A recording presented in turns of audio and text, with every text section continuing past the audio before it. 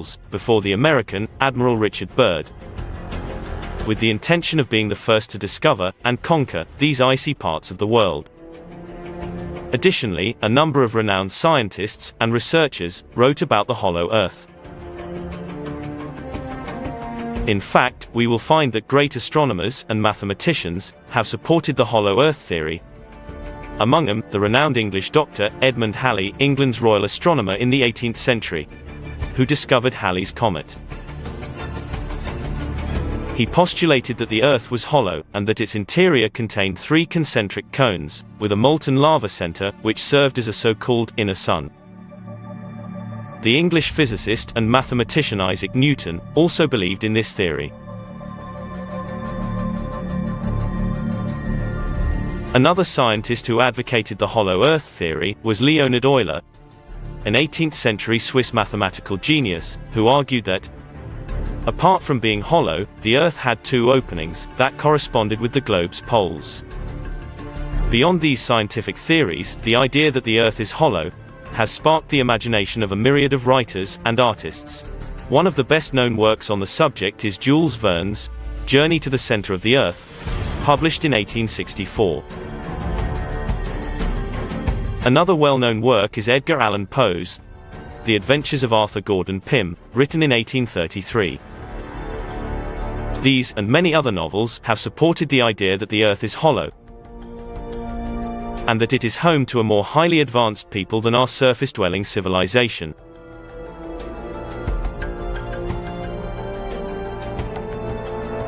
The hollow Earth theory emerged from the writings of the American researcher William Bryd in 1906. It would be expanded upon by another American, Marshall B. Gardner, in 1920. Later, in 1959, the Italian-American F. Amedeo Giannini would write the first book on the subject, after Gardner's. That same year, Ray Palmer, editor of Flying Saucers magazine, would use the theory to find a logical explanation of the origins of flying saucers.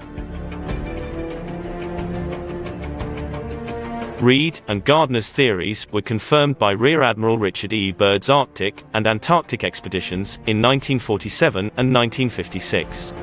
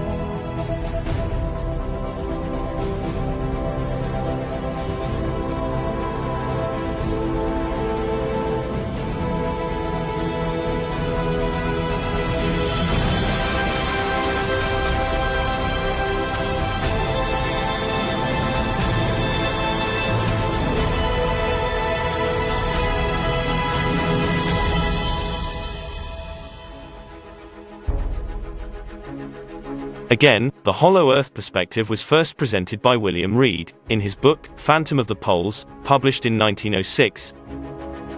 Soon after Admiral Peary claimed to have discovered the North Pole, later denying it. In 1920, another book was published by the American researcher Marshall Gardner, called A Journey to the Earth's Interior, or Have the Poles Really Been Discovered?, in which the writer claimed authorship of the same theory.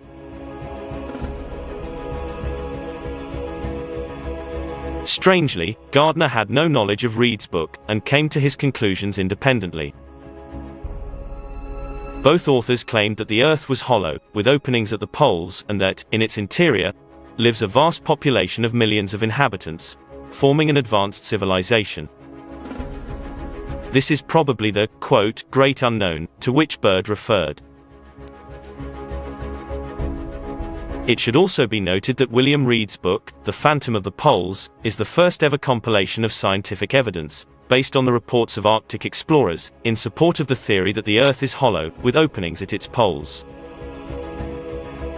Reed estimates that Earth's crust has a thickness of 1,300 kilometers, while its hollow interior has a diameter of 10,300 kilometers. Reed sums up his revolutionary theory as follows. The Earth is hollow. The poles, so long sought, are phantoms. There are openings at the northern and southern extremities. In the interior are vast continents, oceans, mountains, and rivers. Plant and animal life are evident in this new world, and it is probably peopled by races unknown to dwellers on the Earth's surface.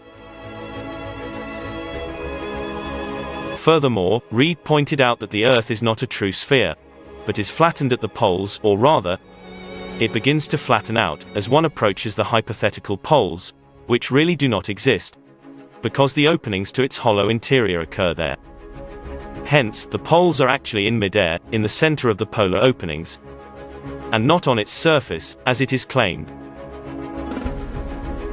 If we go back to the year 1823, Kentucky Representative Richard Johnson, who would become Vice President of the United States, rose in the House of Representatives to introduce a motion, asking Congress to pay for an expedition to the center of the Earth.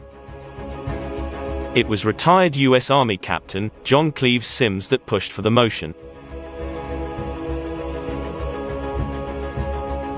I declare the Earth is hollow, and habitable within, containing a number of solid, concentric spheres, one within the other, and that it is open at the poles 12 or 16 degrees. I pledge my life in support of this truth, and am ready to explore the hollow, if the world will support and aid me in the undertaking. Signed, John Cleves Sims of Ohio, former Captain of Infantry.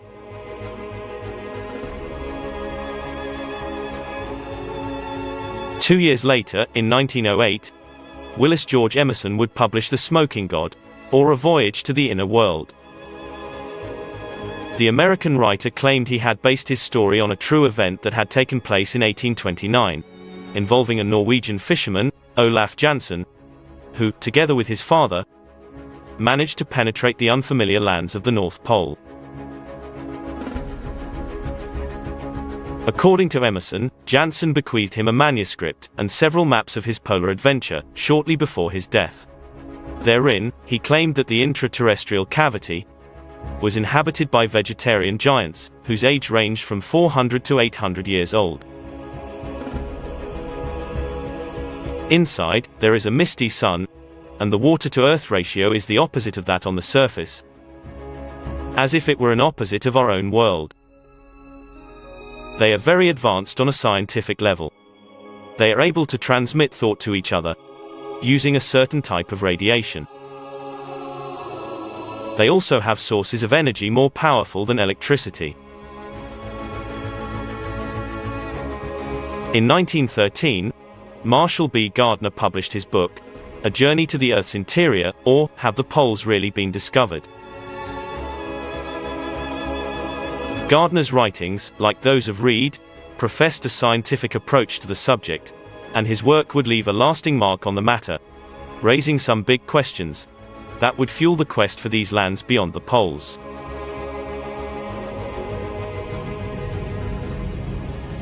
With the advent of Nazism, the hollow Earth theory would take a new turn, entering the annals of history as one of the most unusual events recorded during World War II. What leads a country like Germany to take an interest in the hollow Earth theory in the midst of the vicissitudes of World War II?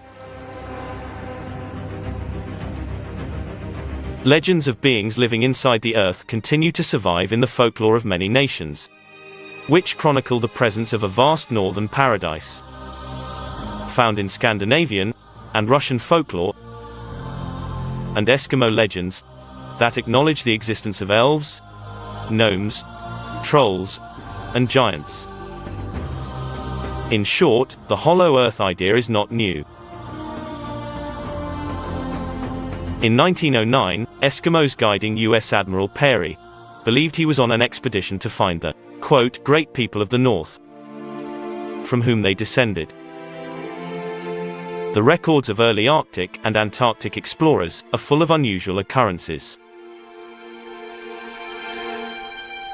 19th-century Arctic explorers referred to a large freshwater sea and warm temperatures in the north, beyond the territories they had explored.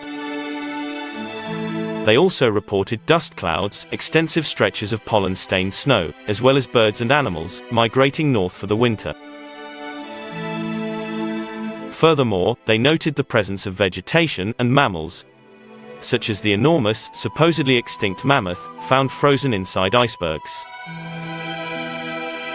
Also worthy of note, freshwater icebergs are unusual, as they develop in a land that receives less than 5 centimeters of rain, and very little snowfall each year. The real poles are at the center of the polar openings, and, consequently, do not exist. Those who claimed to have discovered them were not telling the truth, even if they believed they were. In reality, they were confused by irregular compass behavior at high latitudes. For this reason, neither the American, Dr. Frederick Cook, nor Rear Admiral Peary, nor any other explorer reached the North and South Poles, and never will. Cook and Peary's discoveries, in 1908 and 1909, respectively, were equally unconvincing. They were unable to prove that any human being had even reached the North Pole. As the America writer, Dr. Raymond Bernard points out in his book, The Hollow Earth, such a discovery is truly impossible. It is well known that the North and South magnetic poles do not coincide with the geographical poles, as they should. If the Earth were a solid sphere with 2 poles at the end of its axis, being a magnet, its magnetic poles would coincide with its geographical poles. The fact that they do not is inexplicable, on the basis of the solid sphere theory. This explanation becomes clear when we assume the existence of polar openings, with the magnetic poles along the circular rim of these openings, rather than at a fixed point. According to Bernard, the reason why no one has found the North or South Poles is simple. The magnetic and geographic poles do not coincide, because while a magnetic pole is found along the rim of the polar opening, the geographic poles are found at its center, in mid-air, and not on solid Earth.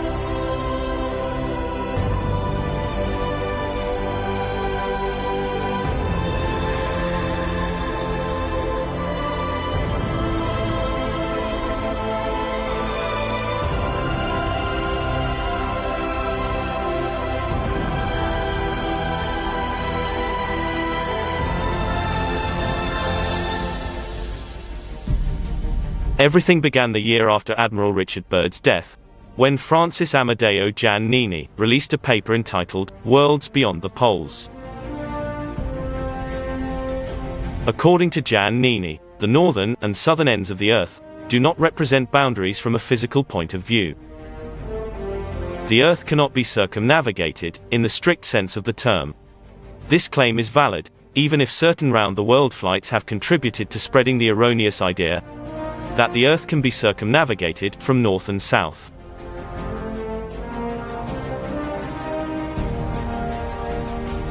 There is a marked difference in Giannini's work, compared to previous studies, because, for the first time, he presents evidence gathered by the late Admiral Richard Evelyn Byrd. Giannini even based his hypothesis on two of Byrd's mysterious voyages to the polar regions. He claimed that one of the world's greatest discoveries was made during those voyages which, of course, was silenced by the United States. The first date to consider is the 19th of February 1947. According to the writer, Byrd traveled 1,700 miles beyond the North Pole, where he encountered a land cleared of snow. It was characterized by mountains, forests, lush vegetation, lakes, and rivers. He also reported catching a glimpse of an animal, in the middle of a forest, which resembled one of the once hibernating mammoths found in the Arctic's glacial ocean.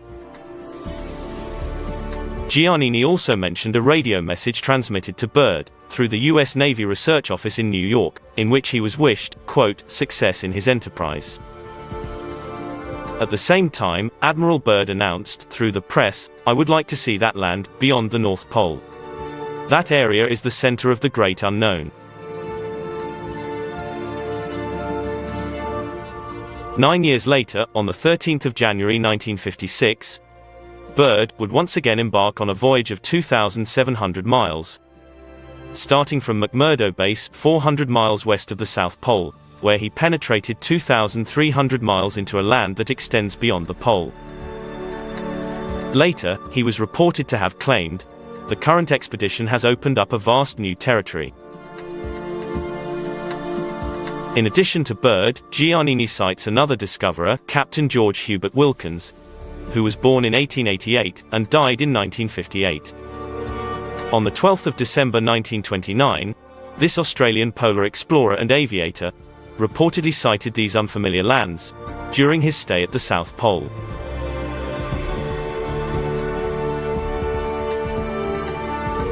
According to an article by Jean Brune, in the magazine Nostra, edition 425, published the week of the 29th of June to the 4th of July 1980, Admiral Byrd reportedly experienced a, quote-unquote, extraordinary adventure in the North Pole's glaciers.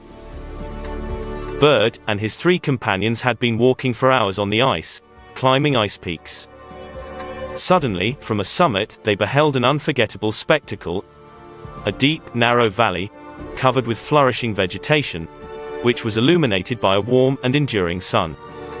A true oasis of life, in the middle of a great ice desert. He checked his thermometer, and the temperature was -50 degrees Celsius. His colleague, Captain Fitton, would write in the mission's journal, on the 14th of June 1926, 74 meters altitude, 12:08 hours. 4 human beings set about using their ropes to reach the marvelous vegetation that stretched over 100 meters.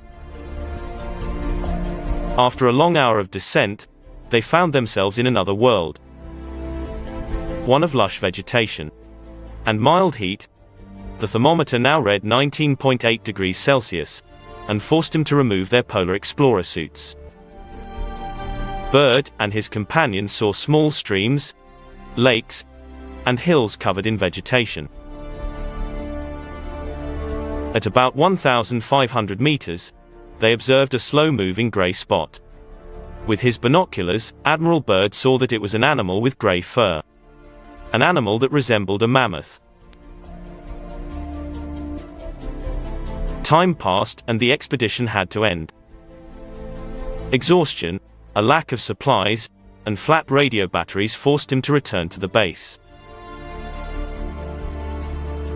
After regaining their strength, and replenishing their supplies, Bryd and his companions set off, again, to try and find what they called Paradise Lost. But they were unable to locate the valley again. Because it was situated a few kilometers from the geographic pole, it had been impossible for Captain Fitton to measure its topographical coordinates. One might think this is a tale of fiction or fantasy, but we have to take into account that Bryd participated in other polar exploration campaigns in 1929, 1936, 1947, and 1956. At the end of those expeditions, he would make the following unusual statements, as cited in Raymond Bernard's book. February 1947. I would like to see this Earth beyond the North Pole, this Earth which is the center of the great mystery. November 1955.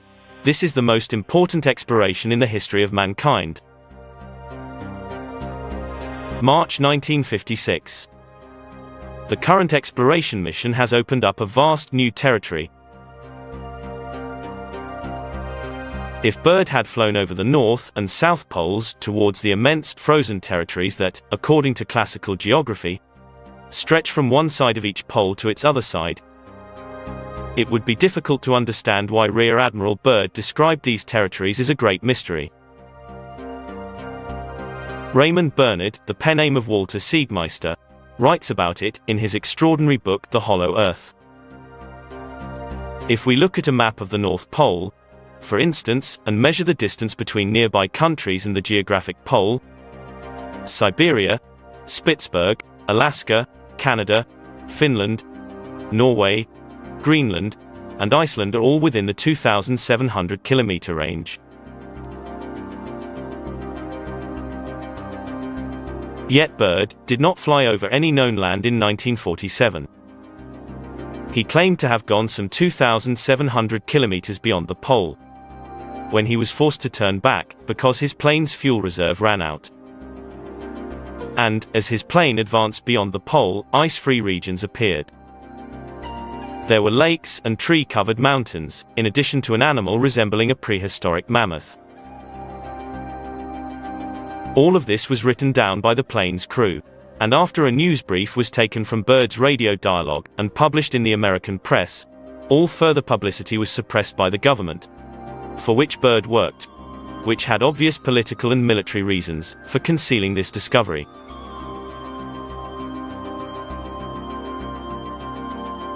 The only way to understand Bryd's mysterious statements, Bernard tells us, is to distance ourselves from the official theory of the Earth's formation, and accept a new theory, which would demonstrate that the extremities of the Arctic and Antarctic are not convex, like an orange, but concave, like an apple. Raymond Bernard continues his explanation, saying, Bryd simply entered the polar hollows, which penetrate the hollow interior of the Earth, where the climate is tropical. Currently unfamiliar plant, animal, and human life exist inside. Yet governments are hiding it from us, since they know that certain UFOs emerge from therein. This proves that the civilization established by inhabitants of the Earth's interior greatly surpasses our technological capabilities, and that we have no interest in trying to confront them.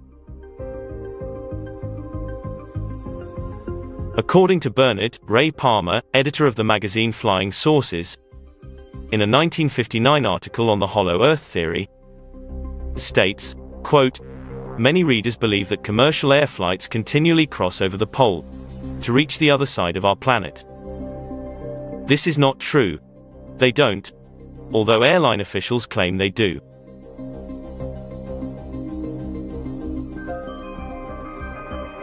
Why is it not true? The reason lies in their piloting maneuvers that automatically eliminate any direct line of flight beyond the pole. If we examine flight routes over the polar regions, we will soon realize that flights always circumvent the pole, or fly alongside it, never over it. Isn't that strange? There is no doubt that if they announced a flight directly over the pole, any number of people in search of unusual experiences would be keen on trying it out. Despite this fact, no airline has ever offered a flight like that. All routes bypass this strategic point. But why? Could it be because if a plane actually reached the pole, instead of crossing over to the other side, it would plunge into this land beyond the pole, at the, quote, center of the Great Mystery? Center of the Great Mystery, as Rear Admiral Bryd had suggested.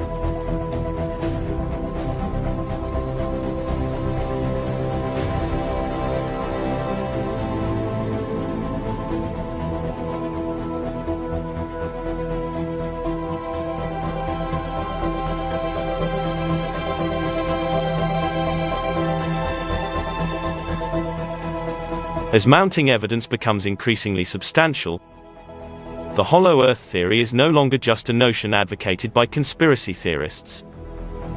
Indeed, in the early 1970s, the Environmental Science Services Administration, ESA, a branch of the U.S. Department of Commerce, provided the press with photographs of the North Pole, taken by the ESA-7 satellite, on the 23rd of November 1968. One of these photographs showed the North Pole, covered by its usual layer of clouds. The other exhibited the same area, cloud-free, revealing a giant hole where the pole should have been. The ESA had not suspected that its routine atmospheric reconnaissance photos would help spark one of the biggest, most high-profile controversies in UFO history.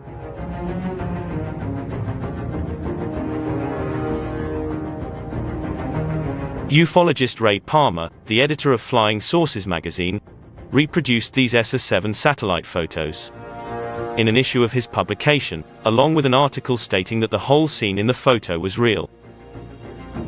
For a long time, Palmer and other ufologists had believed the Earth to be hollow, and that there are UFOs coming from, and returning to, a civilization of advanced beings concealed within the planet's unexplored interior. In 1970, thanks to the support of this photograph evidencing the North Pole's gaping hole, Palmer was finally able to assert that this subterranean super race existed, and could probably be reached through the holes found at the North and South Poles. In subsequent issues of his magazine, Palmer would advocate his theory by citing Admiral Byrd's famous expeditions.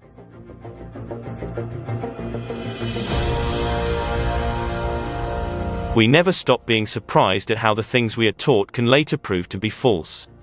Nonetheless, some of us find ourselves stuck in the realm of established thought, and most of us accept what we are taught is the truth, because everyone believes it. If you are someone who goes against the mainstream, you may often be labeled in different ways. For instance, those who take a stand against an established religious order are classified as pagans or apostates. If you go against the scientific order, they'll call you a heretic. And if you doubt the political establishment, you will probably be labeled a radical right-wing neo-Nazi or fascist. Our society has a label for everyone who is non-conformist. Despite this fact, perhaps it is time to ask ourselves a few questions. Why is it forbidden to fly over the poles? Why does Google Earth censor the polar latitudes? Why are tropical seeds, plants, and trees found floating in the cool water, inside icebergs? Why do thousands of tropical birds and animals migrate north during the winter? Why is it warmer at the poles than 1,500 kilometers away? And why does NASA censor images related to the Earth's poles? Why can we travel to the North Pole, and not the South Pole?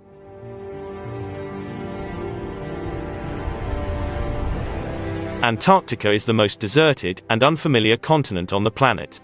However, it is likely we have been misled, to this very day, with regards to what we have been told about the White Continent.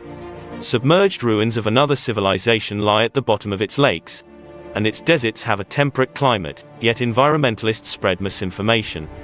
As the largest continent on Earth, it covers approximately 14 million square kilometers.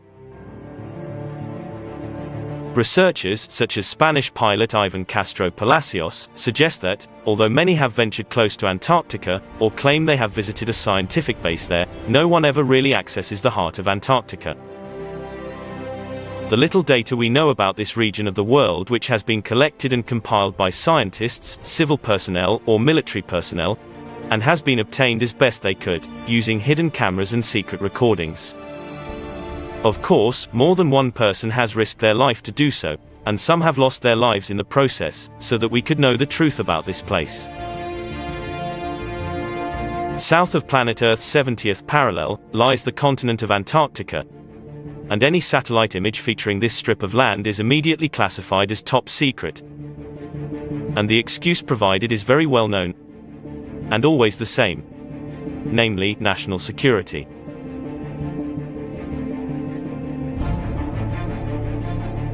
Of course, the question that follows is obvious.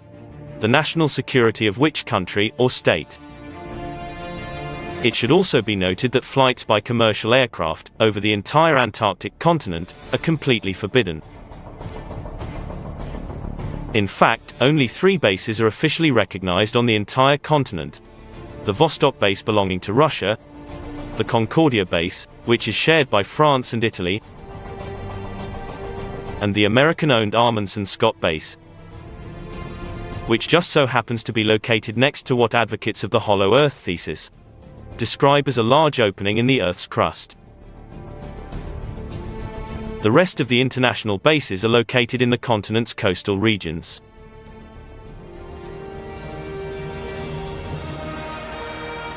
Ivan Castro explains that the continent of Antarctica continues to be a complete secret.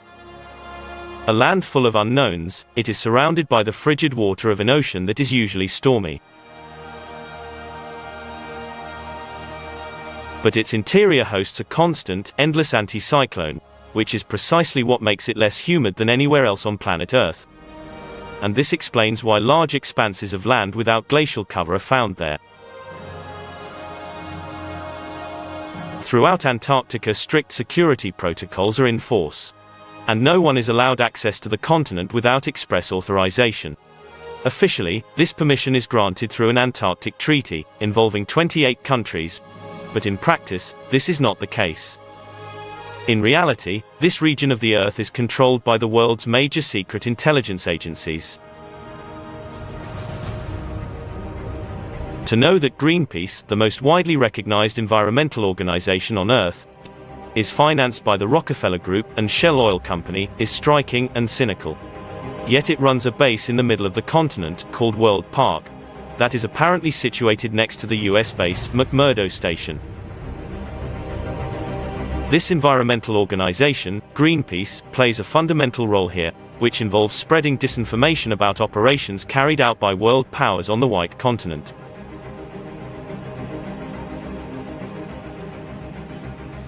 Another mysterious feature of this continent is linked to the role NASA, the American Space Agency, plays there. Indeed, in Antarctica, NASA executes its major covert projects, involving the various programs it allegedly conducts off-planet, such as journeys to Mars, the study of Jupiter's moon, Europa, and so on. In short, there are two types of projects on the Antarctic continent, those that are public, and those that are secret. Ivan Castro explains. Projects that are made public are intended, more than anything, to distract and mislead the people, by diverting their interest, via routine biology-focused scientific missions centered on Antarctica's fauna and flora. In 1934, a rescue expedition was sent, which later found Admiral Byrd in a deplorable state, both physically and mentally. According to the US military's version of events, he was classified as having dementia, which was reportedly due to monoxide poisoning from the stove inside his small, makeshift base. Yet, what no one ever told us is that, curiously, Admiral Byrd had found immense coal deposits which he estimated could supply the entire world for the whole of the 20th century.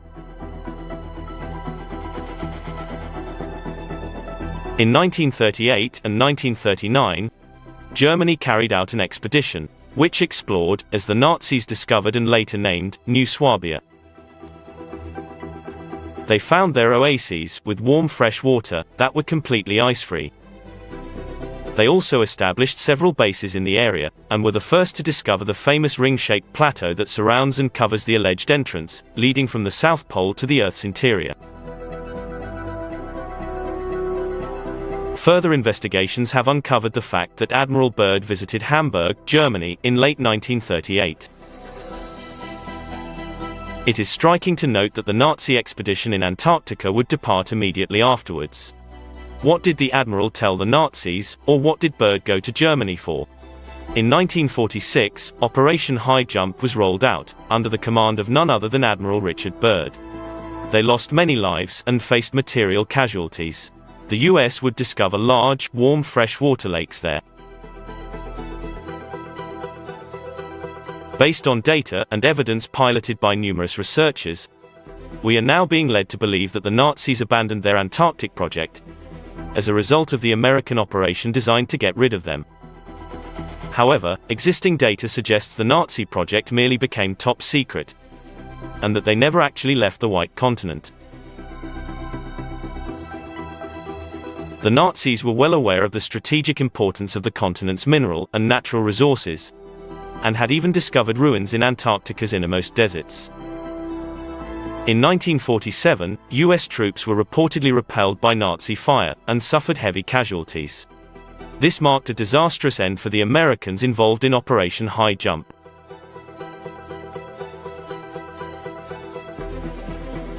In this regard, Raymond Bernard suggests we should bear in mind the words of Russian explorer Dumbrova, who said, "The memorable discovery, on the 12th of December, of the hitherto unknown land, beyond the South Pole by the Australian, Captain Sir George Hubert Wilkins, has triggered a change in how science has viewed the Earth's southernmost border for the past 400 years or more."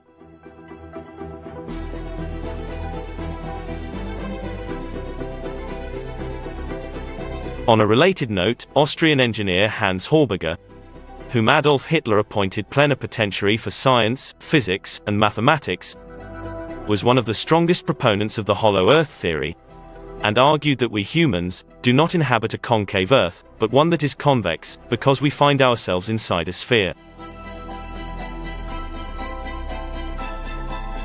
French authors Jacques Bergier and Louis Pauwels provide evidence of this Nazi belief, describing how, in April 1942, Heinrich Himmler and Hermann Göring granted their approval for an expedition to the island of Rügen, in the Baltic Sea. It comprised top radar experts and was led by Dr. Heinz Fischer, a pioneer in the study of infrared rays.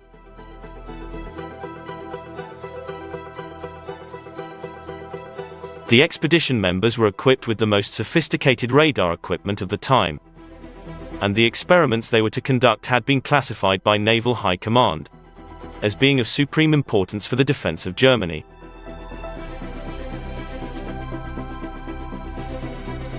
It is also believed that Hitler and many of his Nazi acolytes escaped from Germany in the final days of World War II and fled to Antarctica, where, at the South Pole, they had discovered an entrance to the interior of the Earth. According to the Hollow Earth Research Society in Ontario, Canada, these Nazis continue to live there today. After the war, the Allies discovered that more than 2,000 scientists from Germany and Italy had disappeared at the South Pole, along with almost 1 million other people. This story ties in with the Nazi UFO theme, whereby they were reportedly familiar with UFO technology, and are said to have experimented with it in Antarctica. Moreover, the famed, American-owned Amundsen Scott Base is located right on the Earth's axis at the South Pole.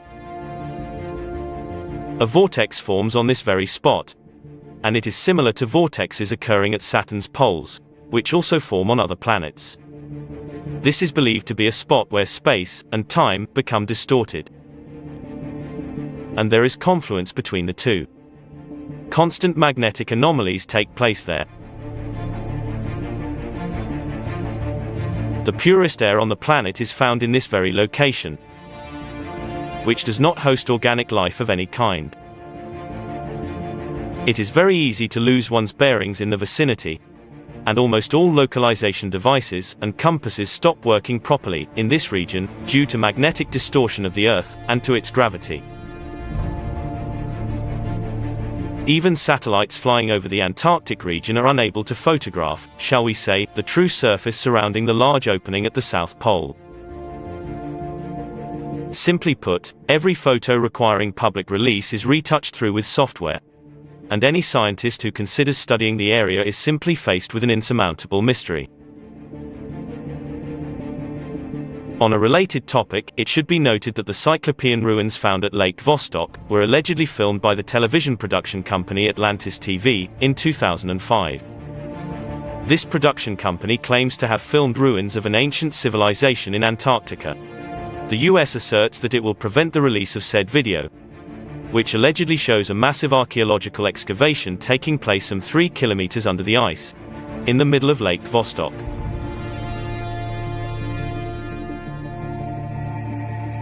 On yet another note, no one has been able to explain the disappearance of people in the polar Arctic Circle, as in the case of an Eskimo tribe whose village numbered approximately 2,000 inhabitants.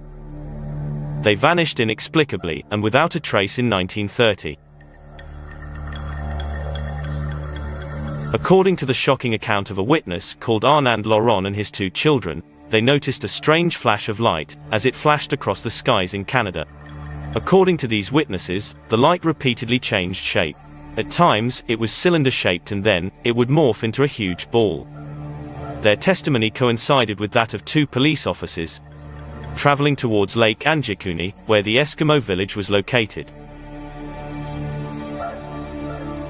Joe LaBelle was on his way there, but as he approached the town, he was overcome by its strange silence. No smoke was coming out of the hut's chimneys, and he could not hear the usual barking of sled dogs. As he passed by the lakeshore, the hunter saw their boats and kayaks at berth, and when he entered the village, he found it completely deserted. As he went through the gates, he found the men's weapons hanging in place, which was very strange considering no Eskimo traveler would ever leave his weapons at home.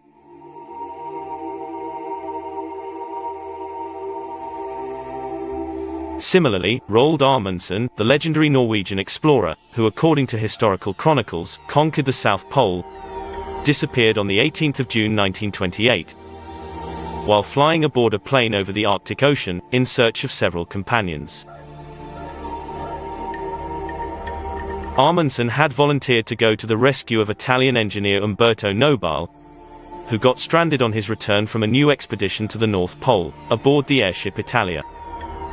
There was no further news regarding the whereabouts of Amundsen and his expedition crew, nor was the plane ever found.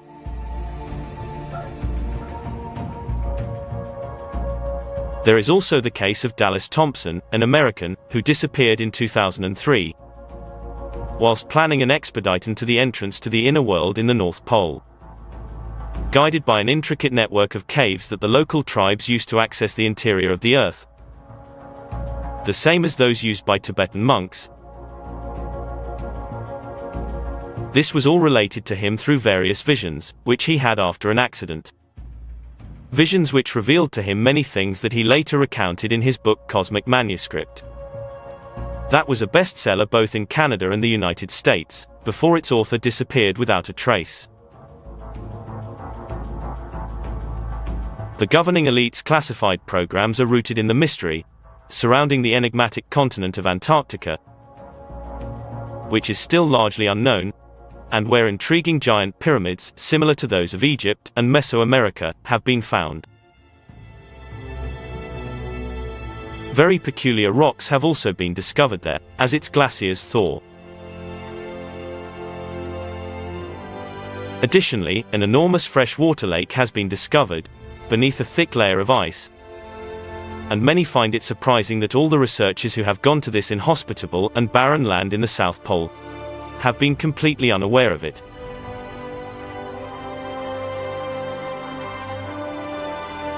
More surprising still, as a portion of the vast Antarctic region begins to thaw, we can see how its topographic features strangely match those depicted in ancient cartography on a map by Turkish Admiral Bryd, who more than 500 years ago described them ice-free, and exactly as they are today.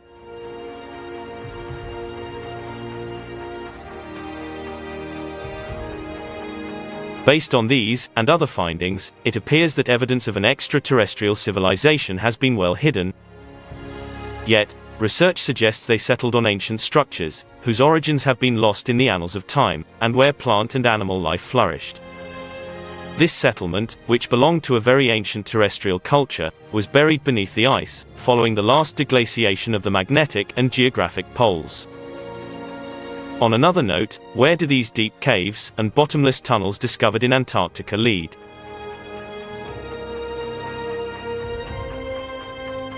And what can be said about the North Pole's top secret region, where a stargate connecting to the South Pole is located?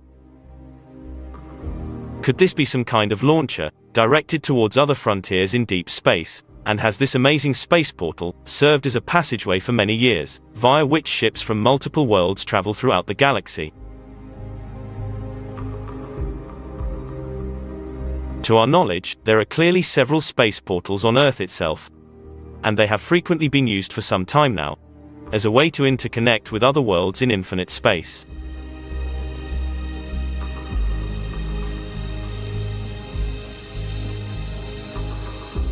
We are referring to space-time portals that have been known to exist since prehistoric times, which connect to the intensely powerful energy alignments that have always existed in certain parts of the planet. In fact, they would pass through specific, very precise points, or geomagnetic vortexes. We also know that they provided life-giving energy to many people who were familiar with the deepest secrets. And research shows that by following these wide, highly magnetized alignments, they could build imposing stone circles, in addition to placing giant menhirs and dolmen along these routes, charting amazing geomagnetic alignments. Without a doubt, these different corridors of geo-energy are long lines of cosmic, telluric, and transdimensional information.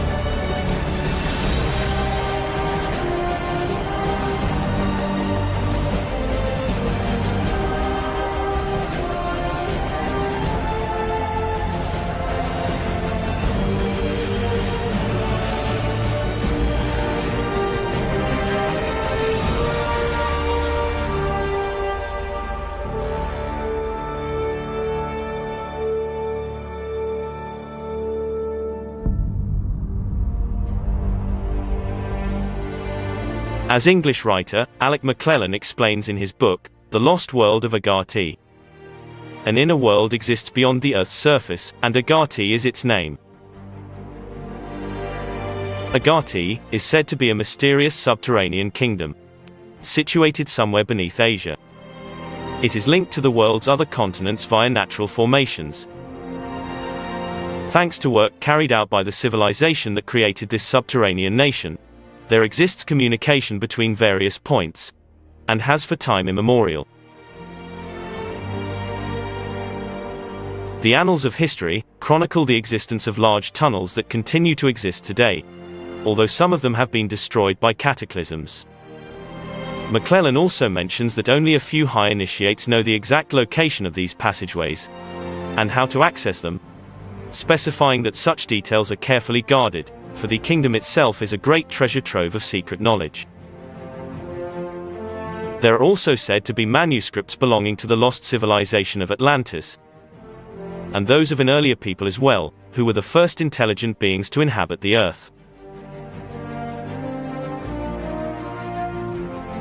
Again, there is no doubt that mysterious passageways exist beneath the Earth's surface. In their book Phenomena, English authors, John Michel and Robert J. M. Rickard, state the following.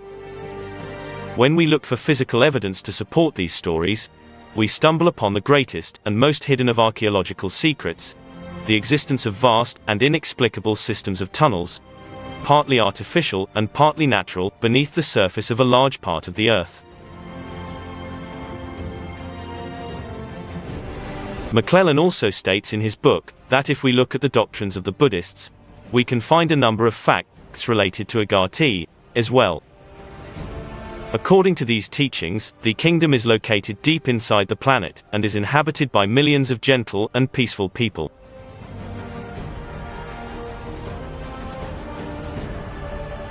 They are ruled by a wise and incredibly powerful being called Rijin Jeppo, the king of the world, who lives in a magnificent dwelling in the capital of Agati called Shambhala. From there, he has contact with the representatives of the quote-unquote upper world, and can, therefore, influence the ways of the so-called surface world.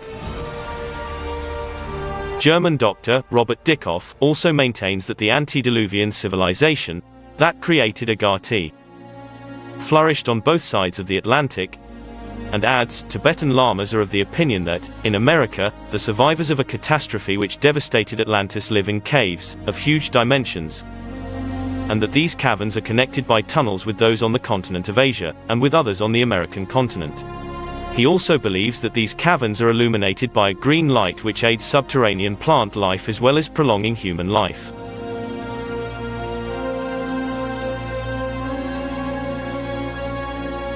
As Dr. Raymond Bernard suggests in his book, The Subterranean World, in the Buddhist world of the Far East, the belief in a subterranean world, referred to as Agati, is universal and an integral part of their faith.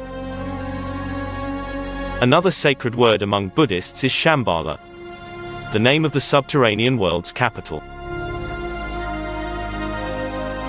Buddhist traditions explain that Agati was colonized many thousands of years ago, when a holy man was the leader of a tribe that disappeared underground. The current population of this subterranean realm is believed to possess more highly advanced science than anything we have on the surface of the Earth, by which they wield forces of nature that we know nothing about. Their civilization is believed to represent a continuation of that of Atlantis, and is thought to be many thousands of years old.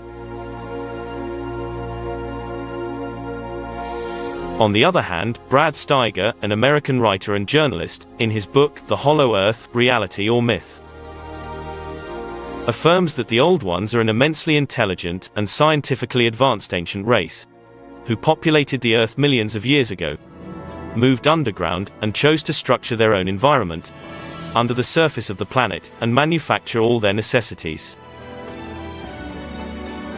The Old Ones are hominid, extremely long-lived, and predate Homo sapiens by more than 1 million years. The Old Ones generally remain aloof from the surface peoples, but from time to time, they have been known to offer help and constructive criticism.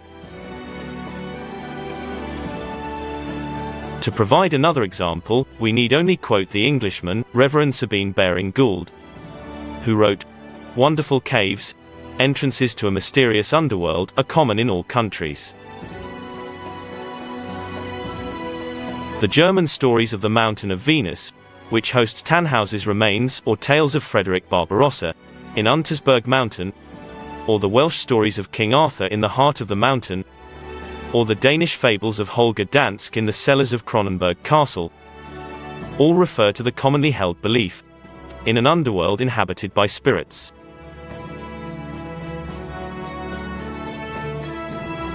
On a related topic, the English archaeologist Harold Bailey, in his fascinating book Archaic England, strengthened the issue by pointing out that many of our legendary heroes are supposed to have actually come from this subterranean world.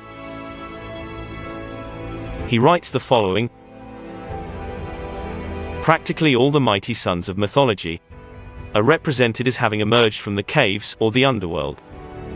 Jupiter, or Chi, was born and worshipped in a cave. Dionysus was said to have been nurtured in another. Hermes was born at the mouth of a cave.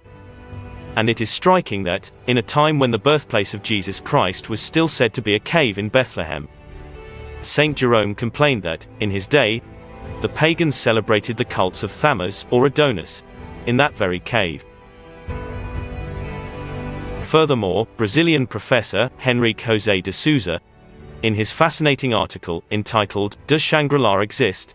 states the following: "In all the civilizations of mankind, going back to the dawn of time, there are traditions concerning the existence of a sacred land, or earthly paradise, where the highest ideals of mankind were living realities. We find this concept in early writings and traditions, among the peoples of Europe, Asia Minor, China, India, Egypt, and America. This sacred land could only be known by truly deserving, pure and innocent people, which is why it is the central theme of childhood dreams.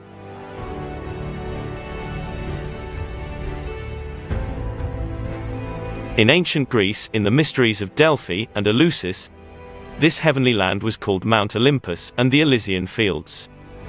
In early Vedic times, it received various names as well, such as Ratnasaru, top of the precious stone, Hermadri, Golden Mountain, Mount Meru, home of the gods, and Olympus of the Greeks. Symbolically, the summit of this sacred mountain is heaven, its central part is on earth, and its base is in the underworld. The Scandinavian Eddas also mention this celestial city, which was the subterranean land of Assar of the Mesopotamian peoples.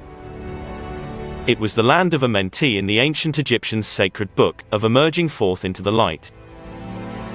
It was the city of the 7 petals of Vishnu, or the city of the 7 kings of Edom, or Eden of the Jewish tradition. In other words, it was earthly paradise throughout Asia Minor. Today, as in the past, people believe in the existence of a mysterious city full of wonders, known as Shambhala, where the temple of the gods is located. It is also known as Erdemi among the Tibetans and Mongols. The Persians called it Albadi, or Ayana, land of their ancestors, and the Hebrews referred to it as Canaan. For the Mexicans, it was Tula, or Tulan, while the Aztecs called it Mayapan. The Spanish conquistadors, who voyaged to America, believed in the existence of such a city, and organized numerous expeditions to find it, calling it El Dorado, or the City of Gold. They probably learned of it from the natives, who called it Manca, or the city whose king wears golden robes. The Celts knew this sacred land as the land of mysteries, dust, or Dunanda. A Chinese tradition speaks of the land of Chivan, or city of a dozen snakes. It is the underground world, which lies at the roots of the sky. It is the land of the Calches, Chalcis, or Kalki, the famous Colchis, which the Argonauts sought when they set out in search of the Golden Fleece. In the Middle Ages, it was referred to as the Isle of Avalon, where the Knights of the Round Table went in search of the Holy Grail, symbol of obedience, justice, and immortality. When King Arthur was seriously wounded in battle, he asked his companion, Belvedere, to have him depart on a boat to the confines of the earth, with the following words: "Farewell, my friend and companion, Belvedere, and to the land where it never rains, where there is no sickness, and where nobody dies."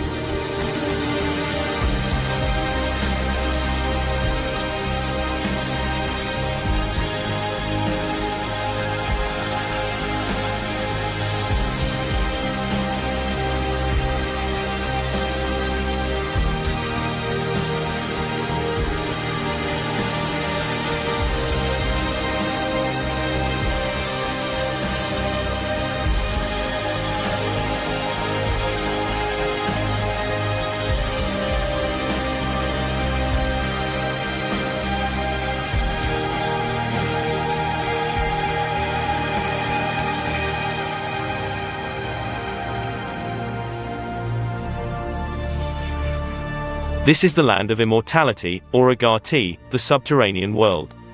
This land is Valhalla of the Norsemen, Mount Salvat of the Knights of the Holy Grail, Campanella's City of the Sun, Shangri-La of the Tibetans, and Agati of the Buddhists.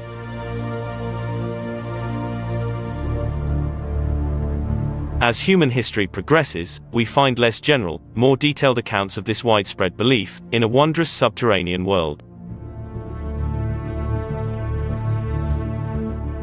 There are several references to this underground world in classical texts, including that of Hannon, a Carthaginian navigator, who embarked on a voyage along the west coast of Africa around 500 BC. In his work, Periplus, he recounts hearing stories of underground dwellers, who were of superior intelligence compared to other men, and who, quote, ran faster than horses. Plato, the great Greek historian, who spoke of the lost Atlantis, also tells of mysterious passageways in and around the mighty continent, describing tunnels both wide and narrow in the interior of the earth. He also describes a great ruler who sits in the center, at the navel of the earth. It is he who interprets religion for the whole of humanity. In fact, the legend of Atlantis is directly intertwined with that of Agati.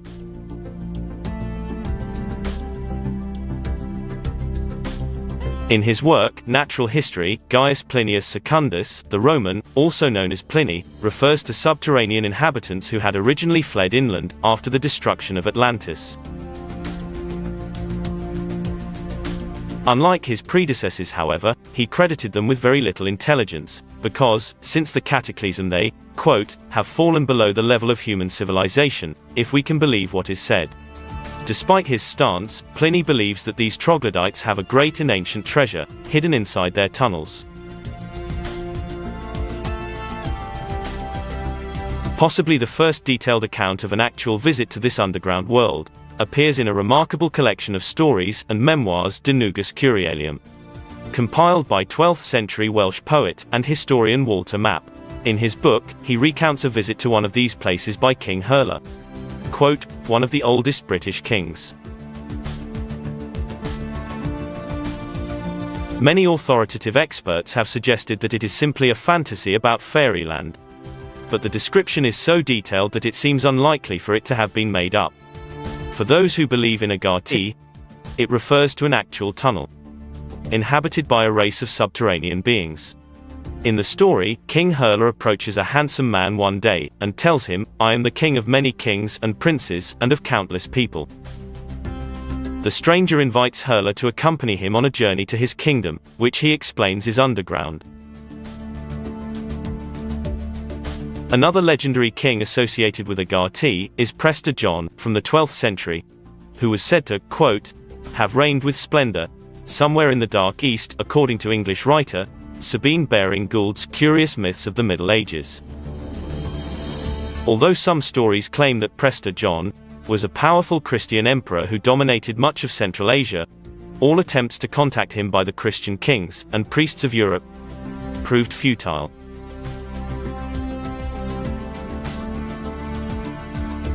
Nevertheless, wonderful tales of his reign, powers, and riches traveled across Europe, and for a time, a letter circulated which was claimed to have been written by the powerful ruler himself.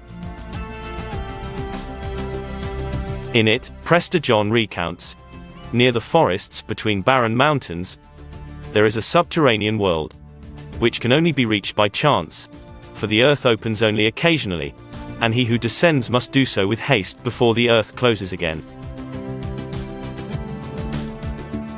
This statement, in addition to the claim that Prester John was the, quote, Lord of Lords, surpassing all under heaven, in virtue, power and riches, has given rise to the belief that he was indeed the acclaimed king of the world of Agati. The German fable of the Pied Piper of Hamelin is also linked to the legend of Agati, surprising as it may seem. The story, based on true events, tells that a flute player dressed in bright colors arrived in the city of Hamelin, and with the melody of his flute about 130 children followed him. They reached the side of the mountain, where a wonderful portal opened wide open, as if a cavern had suddenly been dug into it. The piper advanced and the children followed him, and at that moment the door on the side of the mountain closed, swallowing all forever. The mystery of what really happened to those children has never been solved. The English archaeologist Harold Bailey and the German writer Robert Dickoff were convinced that the fable was based on certain real events, and that the aforementioned flute player was an inhabitant of the underworld. Additionally, considerable historical evidence points to the existence of huge networks of underground tunnels in North, South, and Central America, as well as across the Atlantic, in Africa, Europe, and Asia, which will be discussed later. For the moment, suffice it to say that evidence supports the claim that the legend of Agati has been well known worldwide since ancient times, and that, in itself, is an extraordinary fact.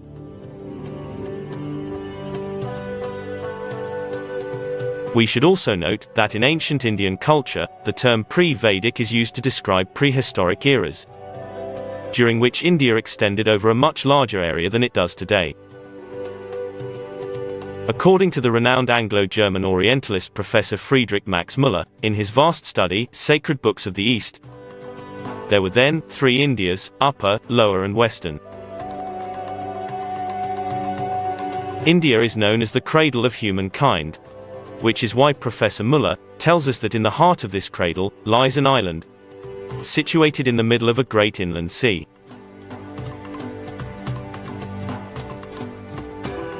This sea occupied an area in Central Asia where salt lakes and deserts now lie, and it stretched as far north as the Himalayan mountain range. The island was very beautiful, and it was inhabited by what was left of the race that immediately preceded our own.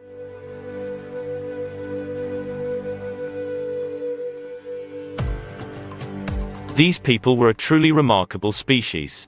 According to the professor, this race could live with equal ease in water, air, or fire, for they had unlimited control over the elements. They were, quote, children of the gods. It was they who taught human beings nature's most rare secrets, revealing the ineffable word to them, which is now lost. This word traveled the globe, and it still lingers, as a distant, dying echo, in the hearts of a few privileged men. In the end, however, despite their absolute powers, these people could not prevent the disappearance and extinction of their island, which they called Shangri-La. While Professor Muller was writing and publishing his masterpiece, a French layman living in India became fascinated by the subject, and was particularly drawn to lore describing worlds preceding our own. Like the Anglo-German expert in Orientalism, this Frenchman heard references alluding to a lost kingdom, and the existence of a network of underground passageways connecting to it. Yet, he decided to do ground research, to find out whether or not this legend was actually something more. This Frenchman's name was Louis Jacqueliot, and, through his research, he began to unravel the mystery of Ahati. Jacqueliot was driven by a simple and compulsive conviction, and he used to say that to study India is to track the origins of humanity. Jacqueliot's research took him beyond the confines of Calcutta, and he would travel through much of its territory, where he held discussions on ancient Indian history with several Brahmins. It was these men, whom he referred to as revered masters, who, apparently, first spoke to him of a subterranean kingdom, located somewhere in northern India. In his works, Jacqueliot would reveal a vast and ancient underground kingdom that he claimed to have come to know through, quote, translation of all the palm leaf manuscripts that I have been fortunate enough to have been allowed to see by the Brahmins of the pagodas.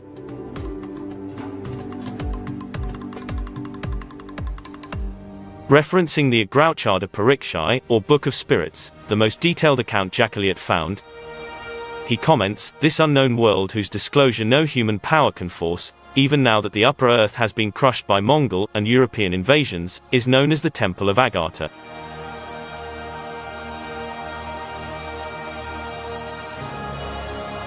Those who dwell there possess great powers, and have knowledge of all the affairs of the world. They can travel from one place to another through passageways that are as old as the kingdom itself. Joseph Alexandre Saint-Yves d'Alvadrey, a well-to-do French marquis, would devote himself entirely to the study of ancient languages and texts, in a similar way. Indeed, he was especially committed to exploring the intraterrestrial world. In connection with his research in this field, he wrote a book entitled The Mission of India in Europe, in which he states that a lot of the information therein was given to him by an emissary from Agartha. He was paid a visit by a mysterious envoy, an Afghan prince named Haji Sharif, who had been sent by a governor serving the king of the world. According to d'Alvadrey, the prince disclosed that Ahata's population is in the millions, and it is ruled by 12 members, led by the king of the world himself, who directs the life of the planet, in a discreet and invisible way. The envoy also disclosed that this realm has several entrances, all of which are painstakingly hidden, and that only carefully selected surface dwellers were allowed to find one and enter. According to the Russian writer Helena Petronilla Blavatsky, Agartha is made up of several continents, oceans, mountains and rivers. Shambhala is its central city. These underground cities are known as the network of Agartha. Their customs vary, but they follow a common structure of life spiritually oriented in the teachings of Melchizedek. The intraterrestrial inhabitants have their own language, and they have created a, quote, secret archive of humanity, in which they have placed machines and perfect specimens of creatures and animals that have disappeared, all of which form a potential security mechanism to safeguard humanity spiritually and politically.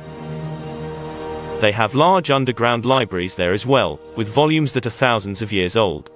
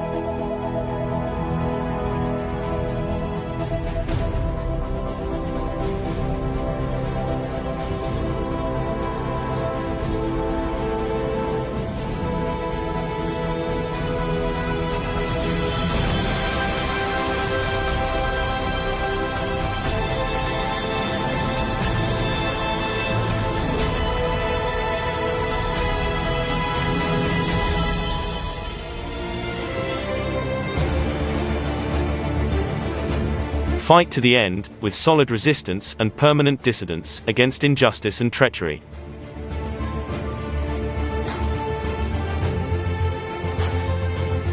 Fight so that the ancient dark forces that seek to create a global genocide be processed by the universal and cosmic terrestrial law.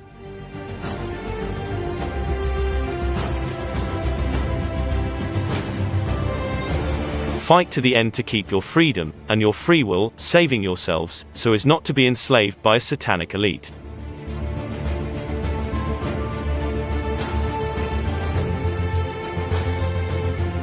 Fight to the end to preserve your soul and values, as millions protest against government measures.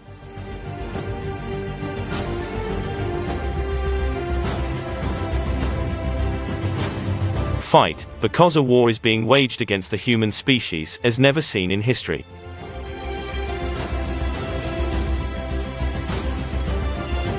Fight to end this madness, which only brings unnecessary pain and suffering.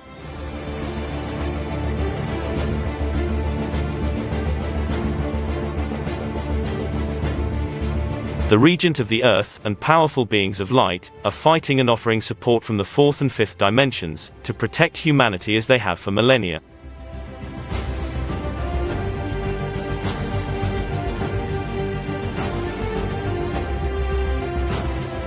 We hope that 2022 is a positive year, although the dark forces fight to make it negative and destructive.